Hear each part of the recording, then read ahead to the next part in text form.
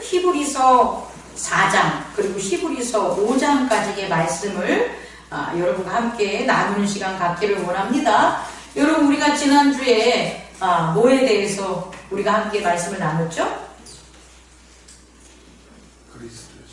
그렇죠. 그리스도의 증표. 우리가 예수님이 하나님이 보낸 자라는 뭐가 있어야 되는 거예요?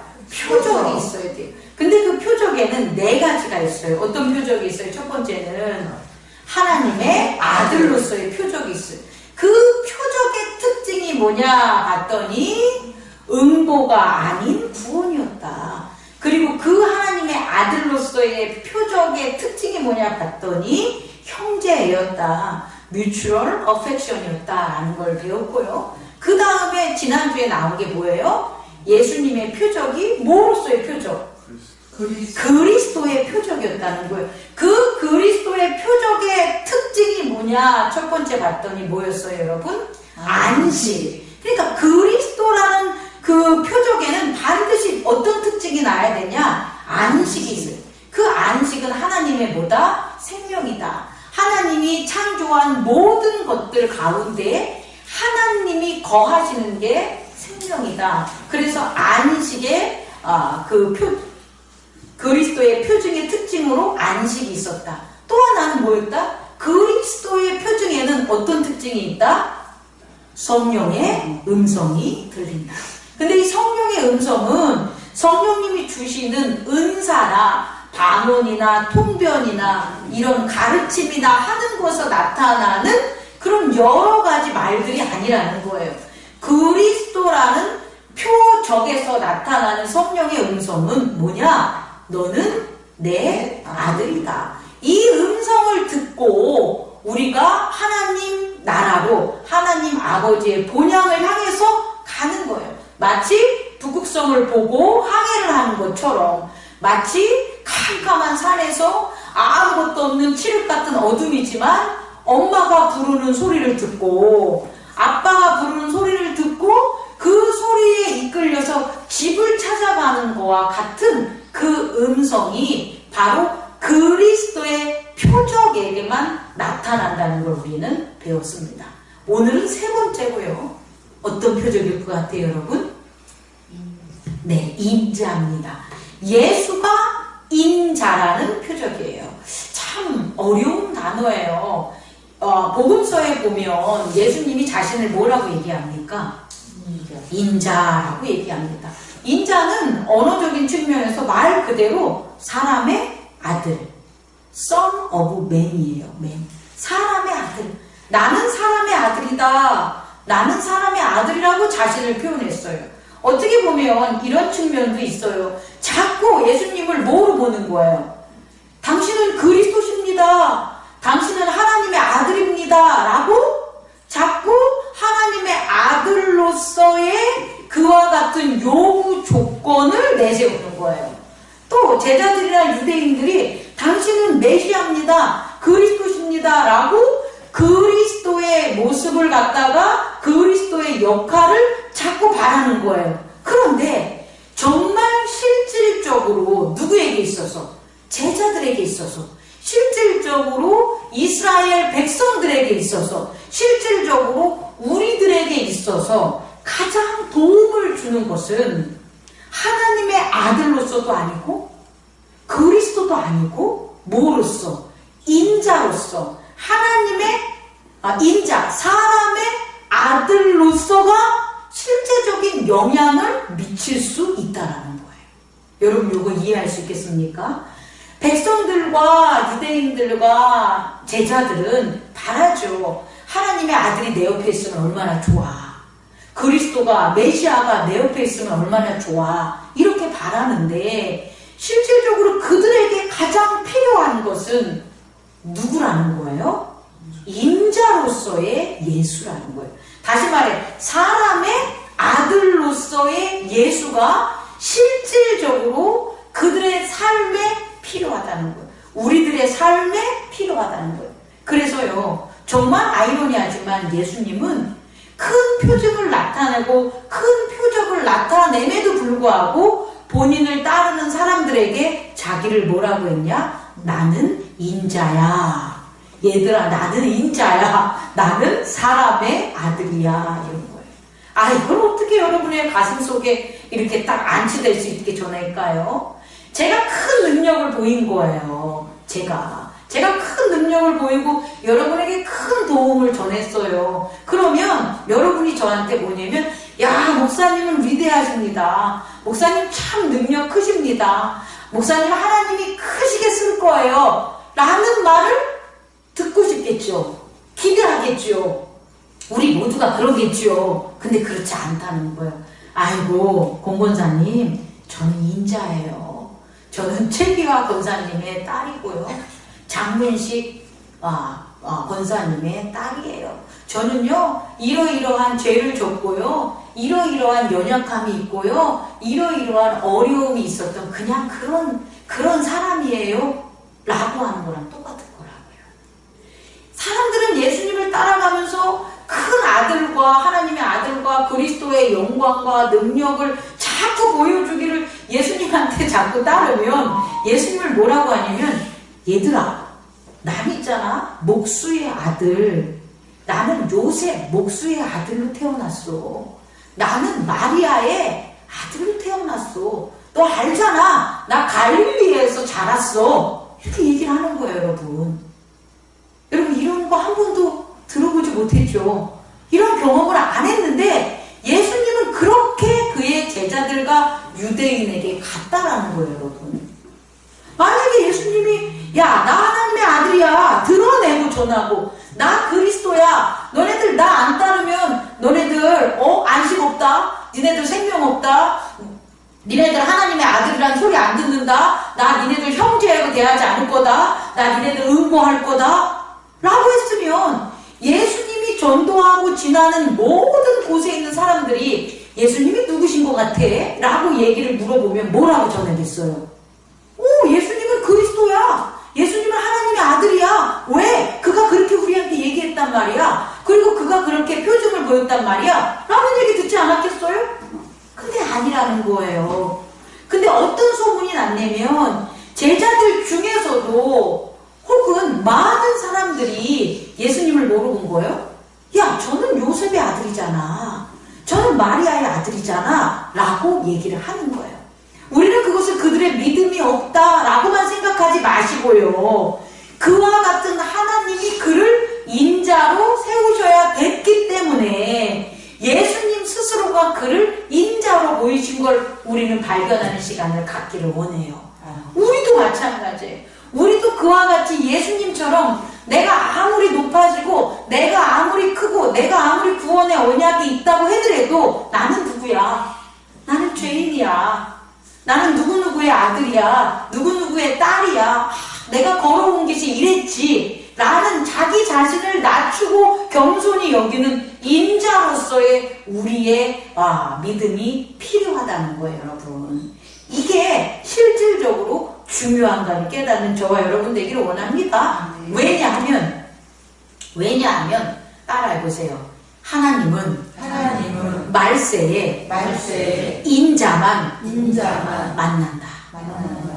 하나님이 이 심판받은 말세에 하나님의 나라로 인간들을 초청해서 하나님의 아들들을 초청해서 그리스도를 믿는 자들, 그의 안식 있는 자들을 초청해서 하나님 나라에서 하나님이 만나는 게 아니라는 거예요. 하나님이 하나님 나라 새하늘과 새 땅에 그들을 만나기 전에 하나님이 이 땅에 내려오신다는 거예요. 마치 가나안 땅에서 하나님을 섬기는 이스라엘인들을 만날 언약을 하고 계시지만 그 전에 어디에 찾아왔어요? 애굽에 하나님이 찾아오셨다는 거예요. 10가지 재앙이 일어나는 심판받는 애굽에 하나님이 찾아오신 거예요. 마찬가지로 이 땅에 심판받는 이 땅에 죄 있는 이 땅에 누가? 하나님이 찾아오신다는 거예요. 어떻게 오시냐? 인자를 통해서 오신다는 거예요. 이걸 꼭 깨닫는 저와 여러분 되기를 원합니다. 오늘날 이 땅에서 우리가 살아가면서 새하늘과 새 땅이라는 우리의 부활의 몸으로 하나님과 함께하는 그곳이 아닌 이 땅에 하나님을 만날 수 있는 유일한 길은 뭐예요? 인자를 통해서, 인자의 표적을 통해서만 하나님이 우리에게 오신다는 거예요. 너무 아이러니하죠? 하나님의 아들로서의 모습에, 그리스도 안에 있는 모습에 이 땅에 저와 여러분에게 하나님이 오시는 게 아니라 우리가 뭘 가진 자에게, 이 땅에서는 인자의 표적을 가진 자에게 하나님이 오늘 이곳에 오신다는 거예요.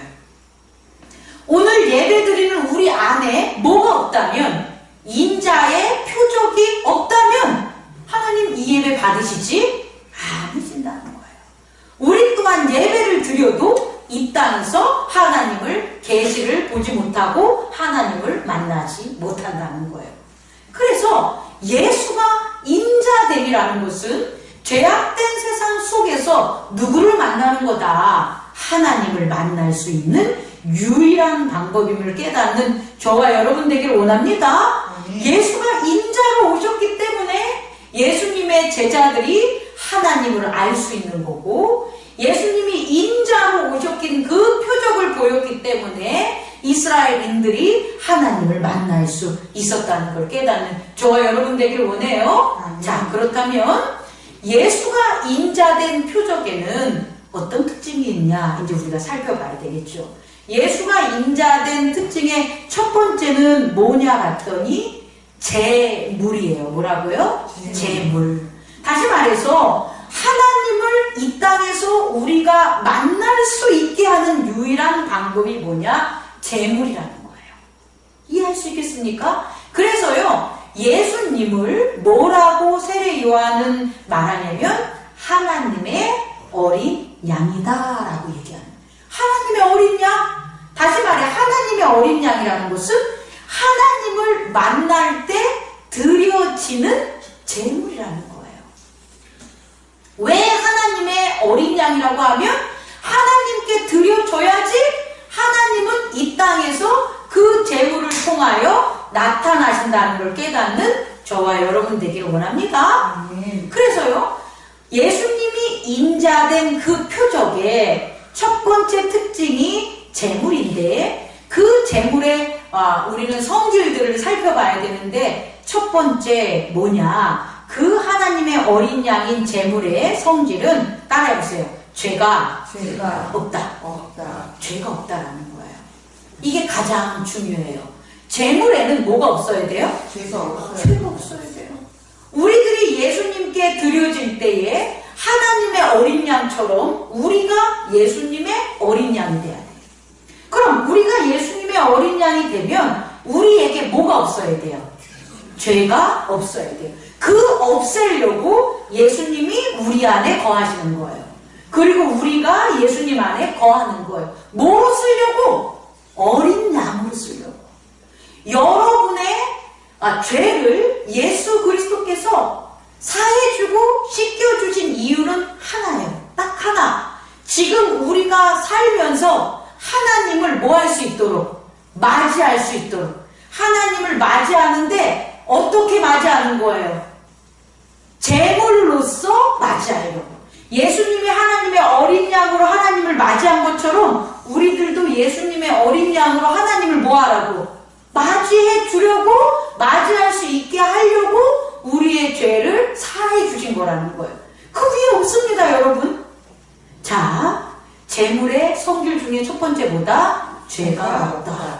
그런데 여러분, 이 죄 없는 것을 여러분들이 많이 오해하고 있어요. 어떻게 오해하고 있냐면, 내가 율법을 잘 지키거나, 내가 법을 잘 지키거나, 내가 착한 일을 하거나, 내 행위가 바른 것, 이런 것들을 죄가 없다고 생각하는데 그렇지 않습니다. 여기서 죄가 없다는 것은 뭐냐면 간사함이 없다라는 거예요.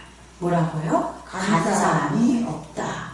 예수님이 요한복음에 보면 나다니엘을 만날 때 뭐라고 얘기하냐면, 나다니엘을 보고 너는 참 이스라엘인이구나 라고 해요. 참 이스라엘인이구나. 왜냐 봤더니 내게는 뭐가 없다? 간사함이 없다. 여기서 참 이스라엘이라는 건 뭐냐면은 하나님께 드려지는 백성을 이스라엘이라고 한 거예요. 그럼 하나님께 드려지는 백성인 참 이스라엘의 조건이 뭐냐 봤더니 간사함이 없다. 나단에게는 죄가 없다는 건 여기서 나단에게는 간사함이 없다라는 거예요. 네?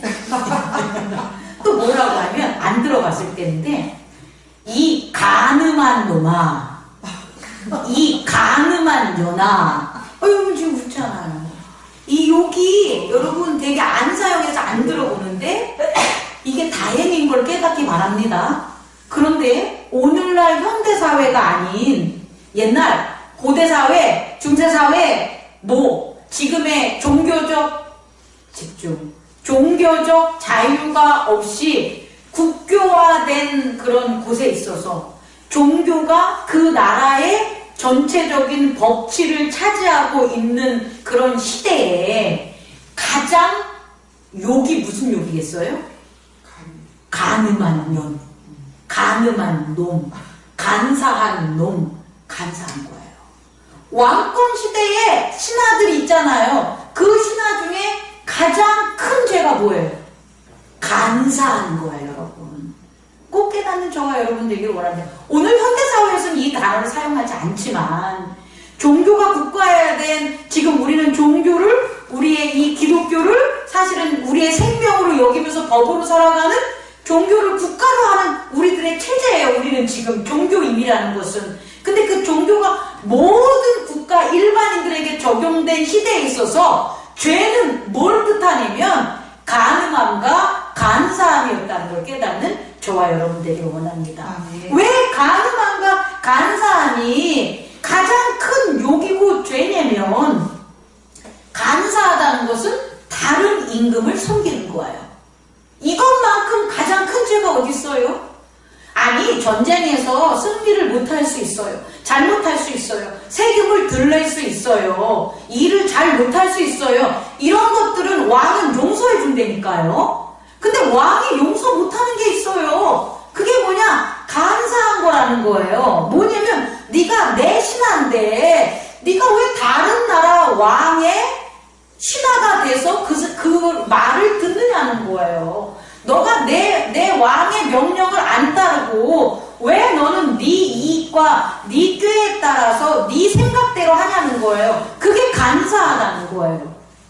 가늠한 건 뭐냐면 왜 남편이 있는데 너는 왜 다른 남자랑 자냐는 거예요. 다른 남자랑 몸을 섞냐는 거예요. 그게 가장 큰 벌이었다고요. 종교적인 거에서 성경 구약에 비유적으로 표현하는 게 뭐냐면 가늠한 여자라는 거예요. 이것은 다른 남자와 자는 게 아니라 하나님 아닌 다른 신을 섬긴 걸 가늠하다고 표현했단 말이에요. 이게 죄라는 거예요. 아담이 먹은 선악과가 그게 뭐 과일 하나 따먹은 게 뭔 의미가 되겠어요. 애플 하나 따먹은 게. 근데 그게 정말 의미가 있다는 거예요. 어떤 의미? 하나님을 섬기지 않고 뱀을 섬긴 거라는 거예요. 그러니까 가늠한 거라는 거예요. 그럼 가늠한 아담을 어떻게 에덴 동산에 둘 수가 있겠냐는 거예요. 가늠하고 간사한 신하를 어떻게 자기의 왕궁에 두어서 신하로 둘 수가 있겠냐는 거예요.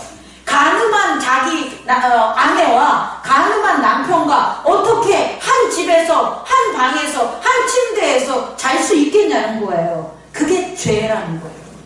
죄 있다. 그런데 예수님의 재물의 성질은 뭐가 없다? 죄가 없다. 다시 말해 가늠하거나 간사하지 않는 거예요.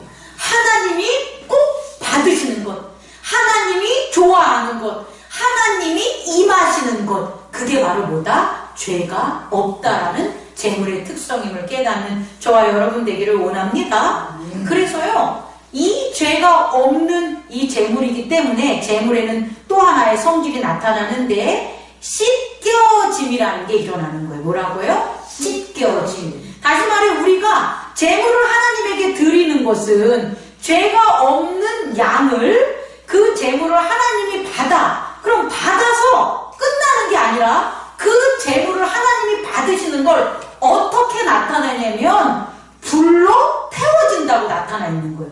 불로 뭐라고요? 태워. 다시 말해 하나님이 그 재물을 받으시면 그 재물은 죄가 없는데 그 죄가 없는 것에 하나님의 불이 뭐 하는 거예요? 임한다는 거예요. 하나님이 임하시는 것은 그렇게 그런 것으로 표현할 수 있다라는 거죠. 그럼 이 불이 임하면 그 재물에 어떠한 성질이 나타나냐면 씻겨짐이 나타난다.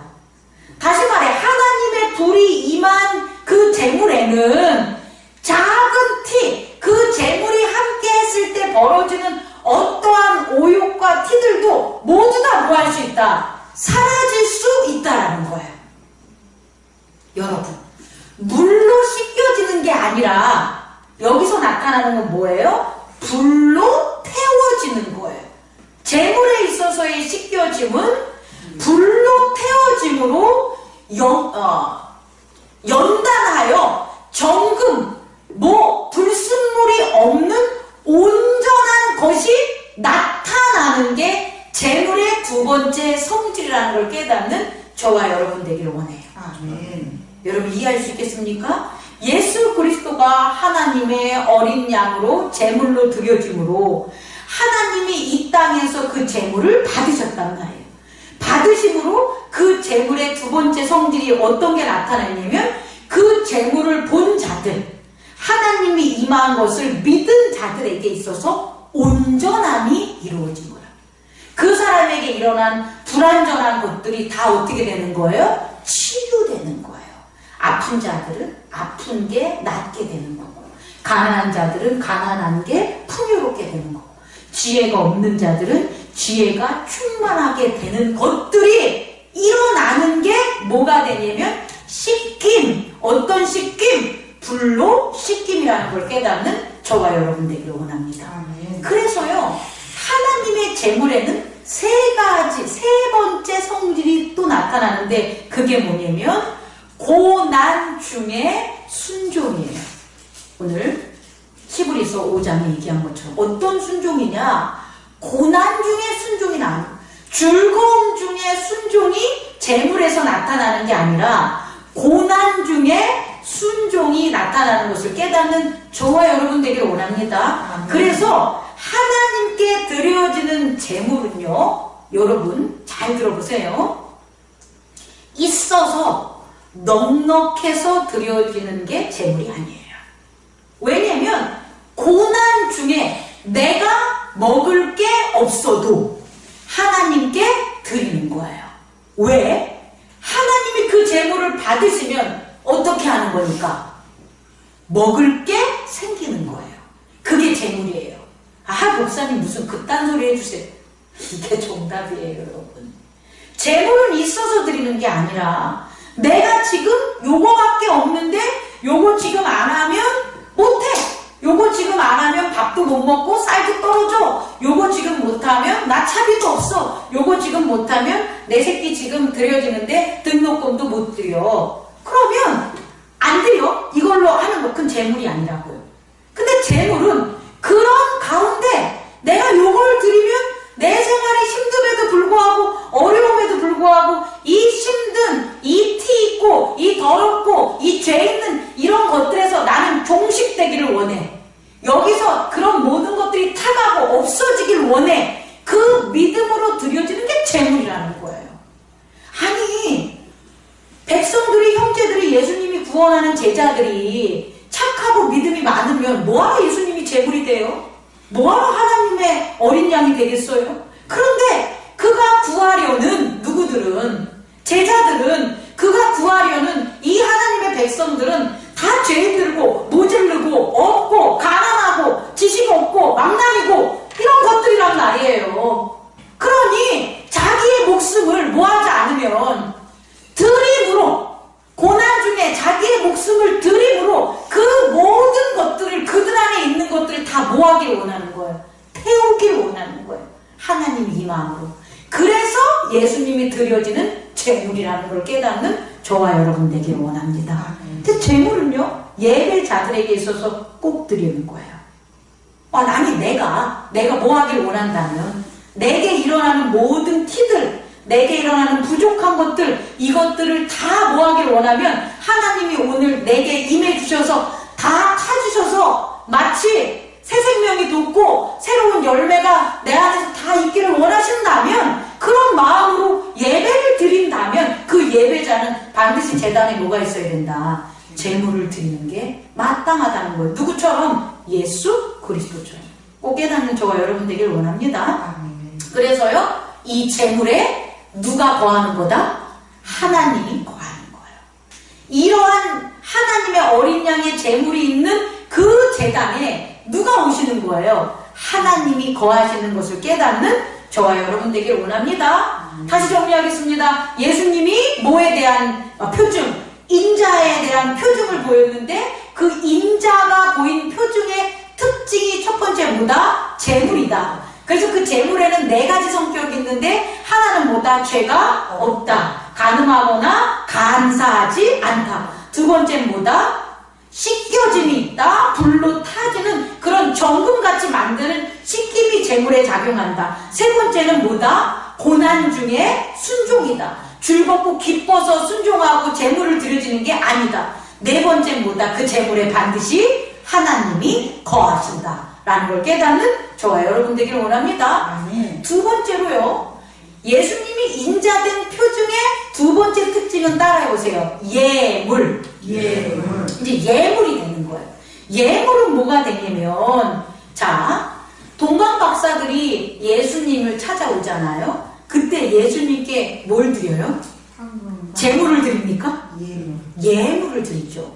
그죠? 동방 박사가 예수님에게 예물을 드려요. 뭘 드리냐면 황금과 모략과 유황을 드렸어요. 여기서 드린 건 뭐가 되냐면 예물이 되는 거예요. 또 예수님이 자기의 몸을 죄인들을 위한, 죄를 위한 제물로 쓴 게 아니라 의를 위한 예물로 쓰시는 걸 깨닫는 저와 여러분 되기를 원해요. 자, 이해가 안 가지만 잘 이해 봐봐요. 우리가 결혼을 해요. 결혼식 하죠. 어떤 행사들을 합니다. 그럴 때 서로에게 뭘 줘요? 예물을 주는 거예요. 자, 반지를 남편에게 껴줘요. 그럼 이게 결혼 뭐가 되는 거예요? 예물인 거예요. 그럼 남편의 손에 반지가 껴져 있는데, 반지 아닌 모든 것들은 남편이 작용하는 자기의 의지와 생각이 작용하겠죠. 그런데 유일하게 뭐 받은 거? 예물로 받은 것은 내 생각이 예물에 작용이 됩니까? 내 경험이 예물에 작용이 됩니까? 그럼 예물에는, 이 결혼 반지에는 누구의 의지와 누구의 생각과 누구의 권위가 들어가 있을까요? 배우자. 이것을 준 사람. 이것을 준 사람의 의지가 그 사람에게 있는 게 예물이에요. 다시 말해, 예물은 내가 여러분들에게 어떤 예를 통해서 예물을 드리잖아요. 여러분들 세례 받을 때 혹은 장로 임직할 때 뭘 드려요? 감사패를 주죠. 이게 예물이라고요. 옛날에는 머리에 왕관을 드리거나 벨트를 드리거나 옷을 같은 걸 주거나 칼을 주잖아요. 이렇게. 이게 다 어떤 상황에 따른 그런 일들, 예식에 따른 뭐가 되는 거예요? 예물이죠. 그럼 그 예물은 그 준 사람의 의지가 뭐한다? 반영된다라는 거예요. 이거 꼭 깨닫는 저와 여러분 되기를 원합니다. 장로님이 임직할 때 장로패를 주면 내가 막 내 삶에서, 내 집에서 자기가 생각대로 자기 경험대로 사는데 뭐 하나 바라보면 저 장로패는 내 마음대로 하면 돼, 안 돼요? 안 되는 거예요. 왜? 그건 내가 예물로 구한 거니까, 받은 거니까. 그 장로패 준 그 교회의 의지가 그 패에 담겨져 있는 거죠. 그럼 그 패를 아주 귀하고 소중하게 내 삶에서 다루고 있으면 그 사람의 삶에 있어서는 그 예물이 작용을 해요, 안 해요? 작용한다는 거예요. 여러분, 이걸 꼭 깨닫는 저와 여러분 되기를 원합니다. 다시 말해, 하나님이 하시는 일들, 이건 뭐냐면 하나님이 하시는 일들은 우리가 하는 일이 아니라 누가 하는 거예요? 하나님이 하는 일들이라는 거예요. 그 하나님이 하는 일들을 나를 위해서 한다고 생각하면 안 돼요. 봄, 여름, 가을, 겨울이 여러분을 위해서 있습니까? 말도 안 되는 거죠. 봄은 봄대로, 여름은 여름대로, 가을은 가을대로, 겨울은 겨울대로 있는 거잖아요. 근데 그곳에 내가 임하려고 일을 하는 거잖아요. 봄에 임해서 봄의 새싹을 얻으려고 일하고, 여름에 있어서 여름에 참여하려고 일하고, 가을, 겨울, 이 변화되는 계절의 예식에 임하는 것처럼 하나님이 행하시는 일들이 있단 말이에요. 그런 구속의 경륜의 일들 속에 저도 참여하고 싶습니다 라고 해서 드려지는 게 뭐가 되는 거예요? 예물이 되는 거예요.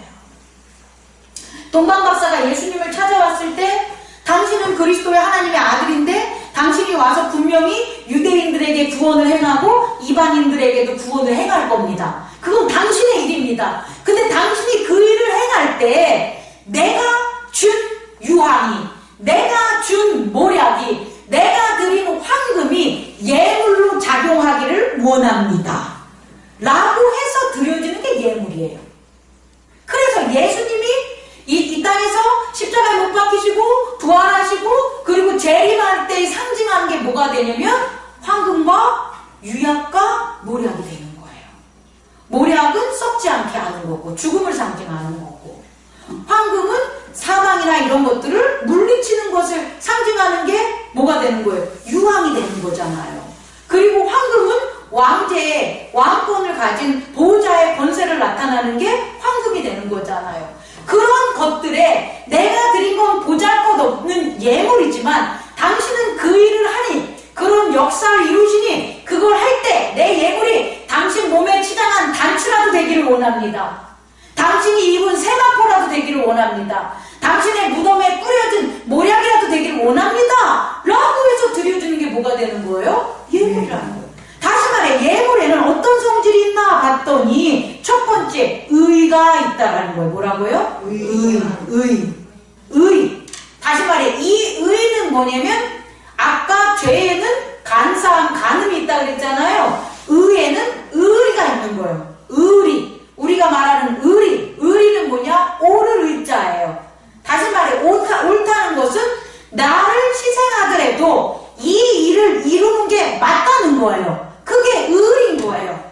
의리가 있다고 하면서 저 사람이 뭐 하는데 내가 거들떠 보지도 않아. 그럼 그게 무슨 의리가 있는 거예요? 의리가 없는 거죠. 근데 그 사람이 어떤 일을 처할 때 내가 도와주는 거예요. 함께 하는 거예요. 그 자리에 있는 거예요. 그럼 뭐라고 해요? 당신 의리 있어 이러잖아요. 그 의리가 나를 희생하는 바로 의라는 걸 깨닫는 저와 여러분 되길 원합니다. 예물에는 뭐가 있다? 의리가 있다라는 거예요. 바지를 나눠서 뛴 다음에 아내가 죽으려고 하는데 그거 안 구해주면 의리 없는 놈이잖아요. 근데 안 구해주려고 하는데 그 반지가 눈에 꽂혀가지고 내가 준 나의 의리가 있는 반지를 저 사람이 끼고 있는데 어떻게 안 도와줄 수가 있는 거예요? 당연히 도와줄 수밖에 없는 거죠. 여러분 깨닫는 저와 여러분 되기를 원합니다. 예물에는 뭐가 있다? 의리가 있다. 다시 말해 우리가 예수님이 하나님께 예물을 드렸다는 거예요. 근데 뭘 예물을 드렸냐 봤더니 제사장으로 하나님께 쓰임을 받았다는 거예요. 다시 말해 어린 양은 제물로 쓰였다면 제사장은 하나님의 일을 하는 그 의를 나타냈다 해서 예수님은 제물이지만 또 뭐였다? 예물이라는 대제사장이었다는 걸 깨닫는 저와 여러분 되기를 원합니다. 다시 말해 하나님이 하시는 모든 일들 가운데 누가 있다라는 거예요? 예수님이 계셨다는 거예요. 예수님이 제사장으로서 하나님 하시는 모든 일들에 있다라는 거예요. 우리도 마찬가지죠. 교회에서 하는 모든 일들에 여러분의 예물이 들어가면 그 일들에 내가 뭐 했다는 거예요? 참여했다라는 거예요. 내가 의리가 있다라는 거예요. 의를 지켰다는 거예요. 이걸 깨닫는 저와 여러분 되기를 원합니다. 그래서 이 예물의 두 번째 성질은 고난 중에 영광이 아니라, 따라해보세요. 아니, 고난 중에 순종이 아니라 영광 중에 순종. 영광 중에 순종이 바로 예물에 있는 거예요. 그러니까 예물을 드리는 자는 고난 받으면서 힘들어 죽겠는데 순종하는 게 아니라 기쁘고 즐거우면서 순종하는 거예요, 여러분. 이런 기쁨이 저와 여러분에게 늘 충만하길 바랍니다. 아유, 힘들어 죽겠는데 순종하는 게 아니라 기뻐서 너무 놀라워서 하나님이 하는 이 교회를 통해서 하는 모든 일에 내가 다 참여하고 싶은 거예요. 뭐로? 예물로. 그런 저와 여러분 되길 원합니다. 세 번째 성질에는 뭐가 있냐면 예물에 따라해보세요. 입혀짐. 아까 재물은 씻겨짐이죠. 불로 타는 거였죠. 그래서 뭐 하는 거예요? 순수해지고 정결해지는 게 재물의 특성이라면 예물은 뭐냐면 입혀지는 거예요. 아름다운 것, 깨끗한 걸로 고귀하고 영광스러운 걸로 입혀지는 거예요. 그게 예물이에요. 왕보다도 더 권위 있고 아주 아름다운 옷을 입은 게 제사장이에요. 그 제사장이 예물로 하나님 앞에 나아가서 하나님이 하시는 모든 것들에 참여했기 때문에 그에게는 뭐 하는 거예요? 옷이 입혀지는 거예요. 이런 거 있잖아요. 세계 여행을 하는 사람들 보면 캐리어에 뭐 담아요? 그 나라 국기들을 갖다가 꽂잖아요. 이렇게 배지 같은 걸 해가지고 어디 여행 가는 스티커 하나 붙이고 해가지고 캐리어 속에 여러 가지 뭐가 되는 거예요. 나라들을 특징하는 걸 다 붙이잖아요. 그죠? 전쟁에 많이 참여해서 승리한 사람들 뭐 받아요? 훈장들, 장군들 짜자자자자 이렇게 다 가자 입히게 되는 거예요. 예물을 드리면 드린 사람들에게는 하나님이 하늘의 것으로 뭐 한다는 거예요? 입혀줘요. 꼭 깨닫는 저와 여러분 되기를 원합니다. 그래서 예물의 네 번째 성질을 보면 재물은 하나님이 우리 안에 거하는 거라면 예물은 우리가 하나님 안에 거하는 거예요. 여러분 꼭 깨닫는 저와 여러분 되기를 원합니다. 하나님이 우리 안에 오시는 게 재물이라면 우리가 하나님이 하시는 것에 있는 게 뭐가 되는 거라고요? 예물이 되는 거예요. 내 몸은 지금 여기에 있어도 하나님이 어디 아프리카에 선교하는 일에 우리가 예물을 드렸어. 그러면 우리는 지금 어디가 있는 거예요? 하나님이 있는 아프리카 선교에 우리가 가 있는 거라고 여러분. 이걸 꼭 깨닫는 저와 여러분 되기를 원합니다. 이걸 예수님이 인자로 했다고요. 예수님이 인자로 자기 안에 하나님이 거하게 했고요. 또 하나는 자기가 하나님 안에 뭐 한 거예요? 거한 예물로서의 역할을 했다는 걸 깨닫는 저와 여러분 되기를 원합니다. 말씀 마치겠습니다. 예수님이 이 땅에서 인자로서 그 표적을 나타냈을 때 하나님이 예수님에게 임하고 예수님이 하나님의 권능에 임한 것처럼 우리도 예수 안에 있다면 우리에게 어떤 모습이 있어야 되는 거예요? 인자로서의 표징이 우리 안에 나타나야 되는 거예요. 예수님의 인자로서의 표징이 우리한테 나타나서 죄인으로서 제물을 드리는 저와 여러분 되기를 원하고, 그리고 또 하나는 의인으로서 의를 지키는 예물을 하나님께 바치는 저와 여러분 되기를 원합니다. 기도하겠습니다. 거룩하신 하나님,